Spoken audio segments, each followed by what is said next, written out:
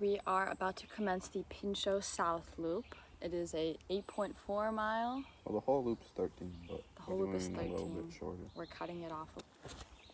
This is definitely a multi-terrain hike where you kind of have to wear sandals unless you're okay with getting your shoes wet and muddy.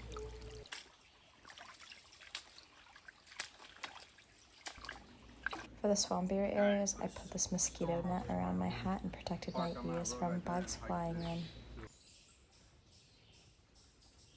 Based on where we started, which was near our campsite, it took us about 2 hours to get to the waterfalls on the trail. There's a rope swing, there's also a cliff edge that you can jump off of. People are doing crazy flips and tricks, and I was kind of just sitting in the water and enjoying myself. After putting on some dry clothes, we got back to hiking. This part of the trail is both really beautiful and overgrown.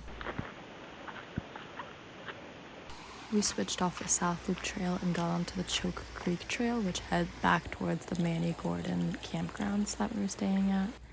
And at this point, the Tivas had to come off. The feet were in quite a bit of pain. The walk from the trail to the campsite was only about a half mile, and then we finally got to set up. Here I am, 10 miles later. Chairs are set up, hammock is set up. What's this? Tarp? I was luckily not on stick duty, but I did contribute to the cooking. Basically, we prepped some chicken and onions and peppers beforehand, brought skewers. They were already seasoned in bags. We had a little cooler with ice in it, which worked out perfectly just for this day, overnight trip, and obviously not a backpacking trip. And definitely remember to bring like a cutting board, remember to bring a knife, bring tin foil. We threw these on the grill. It was quite incredible.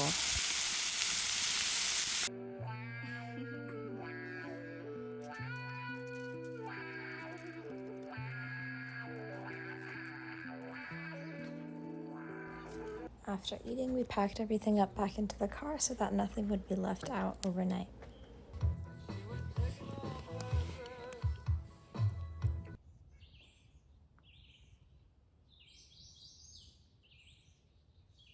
Waking up in the tent is always gorgeous and, back pain inducing if you're like me and you forget a pillow.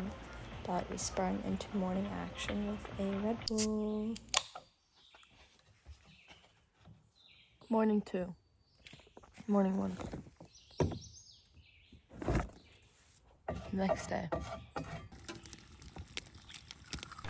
For breakfast, we fried up some eggs and turkey bacon and made these bagel sandwiches.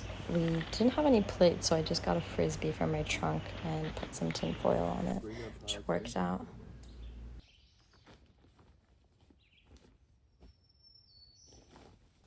We packed up and headed out of there around 11 a.m. and went towards the Big Pine Overlook. Well, that was a hell of a campsite, honestly. For only a 2-hour drive away from West Philly, I would give this campground and hike combination a 9 out of 10. Highly recommend.